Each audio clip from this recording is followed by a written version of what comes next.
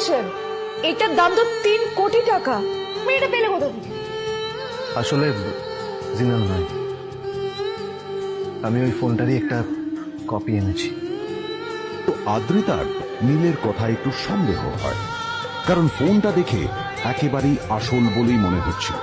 আদ্রিতা ওই কোম্পানির শোরুমে গেল। এই ফোনটা একটু দেখুন না প্লিজ। ও আচ্ছা ম্যাম, আপনি কি মিস্টার রয় চৌধুরীর বন্ধু? কে মিস্টার রয় চৌধুরী? ও আপনি কি ওই রয় চৌধুরী গ্রুপ অফ ইন্ডাস্ট্রিজ এর মালিকের কথা বলছেন? হ্যাঁ। না না, আমি ওনাকে চিনি না। আমি কেন, আমার মনে হয় কেউই ওনাকে চেনে না। বড় বড় মানুষেরাই ওনা দেখা পান না। আমিও কোনোদিন ওনাকে দেখিনি। কিন্তু সাডেনলি আপনি এই প্রশ্নটা করলেন কেন? অ্যাকচুয়ালি ম্যাম, আপনার হাতের এই ফোনটা আসলে এটা ফোনের স্পেশাল এডিশন। এই কাটিং, এই ডিজাইন, এই লোগো, এটা জাল করা ইজ নেক্সট টু ইম্পসিবল। আর গোটা ভারতে বিক্রি হওয়া এই ফোনের সেকেন্ড পিস এটা, যেটা মিস্টার রয় চৌধুরী কিনেছিলেন। সেজন্য জিজ্ঞেস করছি ম্যাম, আপনি এই ফোনটা কোথা থেকে পেলেন? তবে কি নীলই মিস্টার রয় চৌধুরী? নীল ওই ফোনটা চুরি করেছে। বেকার নীলের কাছে কোটি টাকার ফোন কোথা থেকে এলো? সত্যিটা তাহলে কি? ও যদি সত্যি বড় লোক হয়ে থাকে, তবে ও নিজের শ্বশুর বাড়িতে খরচামাই হয়েই বা থাকে কেন? আদ্রিতা এসব কথাই মনে মনে ভাবছে।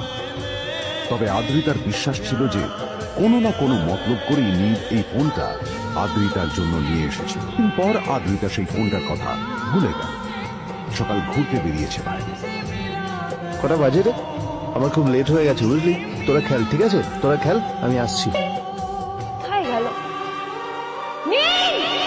নীলকে ডাকছে কেন তো? ওইদিকে বাড়িতে আদ্রিতা আর চিত্রা আশ্চর্য হয়ে গেল যে নীল হঠাৎ কোথায় উধাও হয়ে গেল। মা তোমাকে কিছু বলে গেছে নীল? হ্যাঁ, কোথায় গেছে ও? না, আমি ওর কোনো খোঁজ খবর রাখিনি। আমার একটা কথা মনে হচ্ছে, ওকে না এবার একটু শীতে করতে হবে।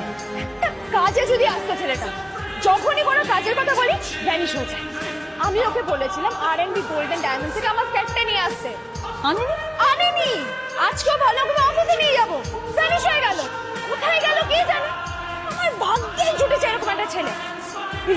তুমি কেন বিয়েটা দিয়েছিলে আমাকে? এটা আবার কি বলছিস? আমার কি দোষ?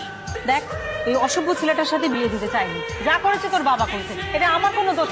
তখনই হঠাৎ নীল সেখানে এসে উপস্থিত হলো, কিন্তু ও দুজনকে উপেক্ষা করে ভিতরে চলে যাওয়াই শ্রেয় মনে করল। এই যে লাট সাহেব ফিরলেন রাজকার্য করে, এদিকে এসো। তোমার ফাঁকিবাজির আলোচনাই এখানে চলছে। মা প্লিজ থাক, মা থাক, ভাল লাগছে না। এমনিতেই অফিসের জন্য আমার লেট হয়ে যাচ্ছে, আর বিজন আমার ওয়েটও করছে। বিজনের নাম শুনে নীলের মুখটা ফ্যাকাশে হয়ে গেল। আদ্রিতা নীলকে উপেক্ষা করেই বলল, আর এই ছেলেটার মতো আর একটাও ফাঁকি বাজনা তুমি পাবে না। কেন দাঁড়িয়ে আছো? এই যে শোনো শোনো শোনো শোনো, দাঁড়িয়ে আছো কেন? তোমাকে আমি বলেছিলাম আর&বি গোল্ড ডায়মন্ড তোমার সেটটা তুলেছো, তোলোনি তো। এইটা চাই না আমার। তুমি আমার সাথে অফিসে যাবে, ফেরার পথে তুমি সেটটা নিয়ে আসবে।